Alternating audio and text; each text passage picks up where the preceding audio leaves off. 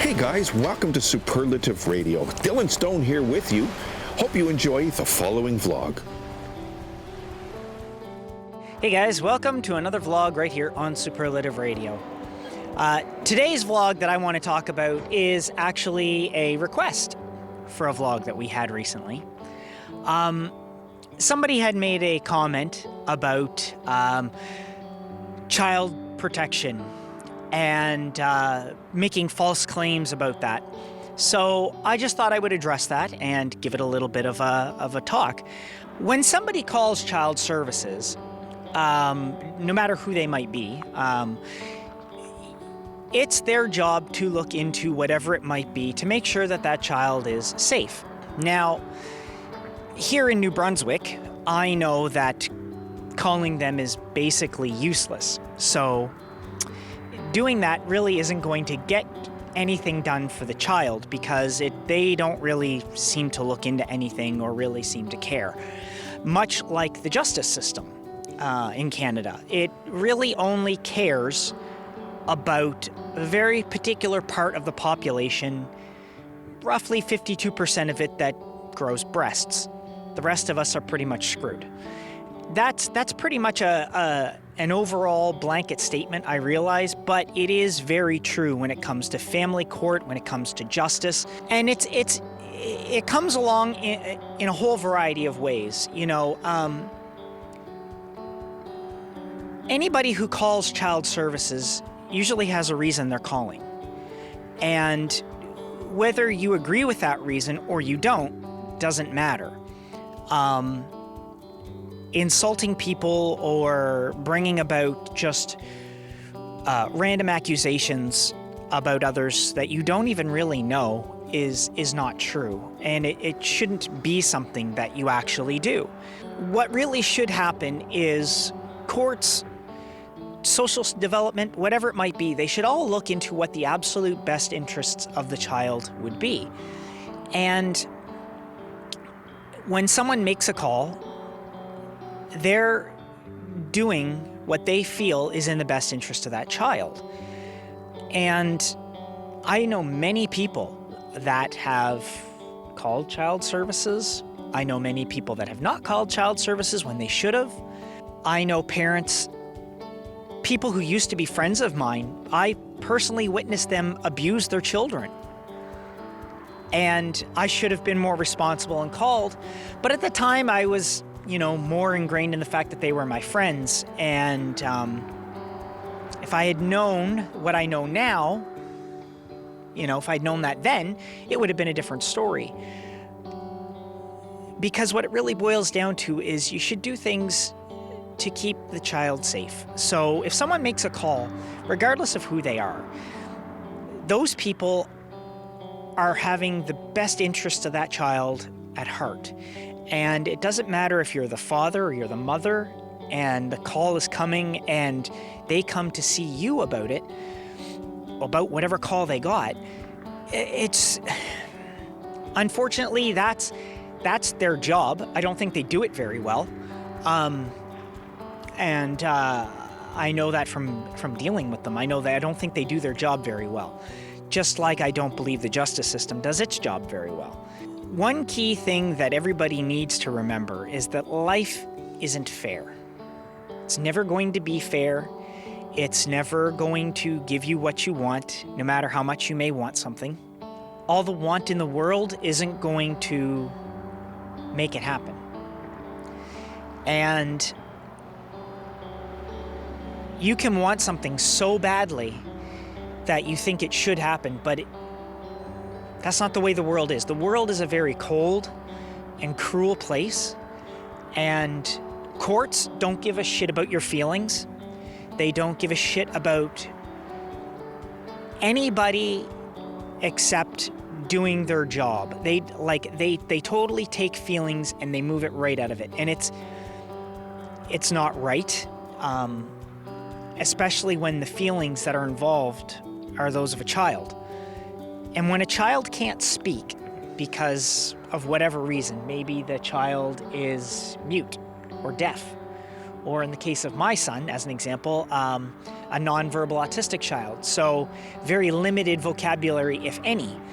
When that child can't speak and can't tell you how they're getting hurt or who's hurting them, then they have to rely on other people who are seeing these things or seeing injuries or seeing what they might see to actually be the ones to make those calls for them. And that's why Child Services really needs to pay attention. Because abuse doesn't just come in a physical form, especially with children. You can abuse a child and not even think you're doing it, but you are. And just like you can abuse a spouse or a significant other or a friend or a parent, or a brother or a sister, anybody can be abused and not think that they're being abused. This is a really difficult subject for me to talk about because I've been dealing with these things for a little while, and dealing with the court system, dealing with social development, dealing with feelings and emotions. And all I can say is that what it boils down to is I gave up on making those kinds of calls or doing those kinds of things because I realized the system doesn't work. And they want to make comments about me, as an example, or someone like me who doesn't even make these kinds of calls or deal with this because they realized a long time ago the system doesn't work. Then it's completely inappropriate to do that or to accuse somebody of those things when you have no justification for it. My ex and I don't communicate, and because of that, our son suffers. And I know she may disagree with that, but it is a fact. He's the one who suffers from us not communicating. He's the one who suffers because she's not willing to compromise. And I don't mean it to sound personal because really, at this point, I don't really care. The only reason I would speak to her anyway is for him. And I think that when parents split and separate, they really need to communicate for the sake of that child. Both parents need to make sure that that child is being cared for and is being treated right. And when that's not happening and the system, I guess the best way to put it is the system just doesn't work to make that right when it should.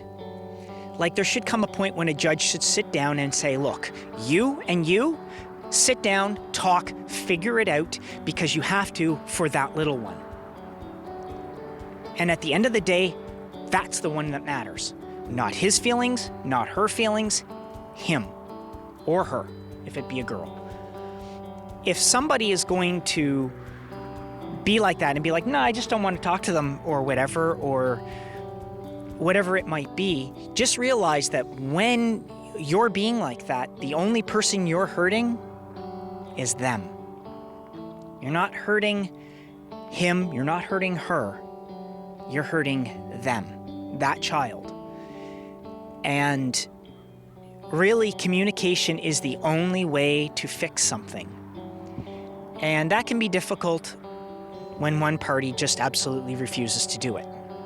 If you decide to go and make accusations against somebody, just realize that the person you're making the accusations against isn't the one necessarily who's causing the problem or causing the issue. They could be nothing more than an innocent person sitting on the sidelines, like it is in my case. To put it into layman's terms, if you're going to be that way and you're going to put something down and accuse me personally or someone else like me of something, make sure that you know for sure they're the ones doing it.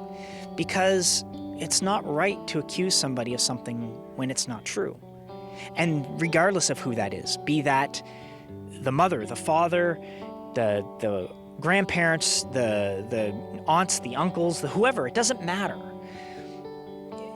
if you're accusing somebody of something, you damn well better be right about it and not just angry. All your anger is doing is not helping anybody. It just makes the situation worse. And you got to remember, at the end of the day, the system doesn't care because the system's not going to do anything. The system doesn't intervene the way it should. The system doesn't act the way it should. The system just is the way it is, and it's broken. It's been broken for a very long time. And honestly, it's probably not going to be fixed anytime soon because the justice system needs a complete overhaul. Honestly, when you're a judge, you should be unbiased. And unfortunately, if you're a judge today, I don't find that really they are unbiased. I think they all have issues that they bring forth from their personal lives or whatever. So you got to remember, when you're sitting on that bench and you're the one and you're presiding over families who are, even if they're not getting along or they're separated or they're divorced or whatever it might be, you need to have compassion for everybody involved. And you need to be honest and you need to be fair. And that's not how the justice system works. And it doesn't matter if it's family court or criminal court. The justice system isn't fair. It doesn't care about you or your feelings. Thank you so much for the request. It was lovely to have. And I hope you enjoyed this as much as I did. That's my vlog for today. Hey guys, thanks for watching Superlative Radio. Come back anytime, and when you do, please make sure you subscribe, make sure you leave a comment. We really want to know what you think. We'll see you soon. Take care of yourselves, take care of each other, because that's the way it's supposed to be.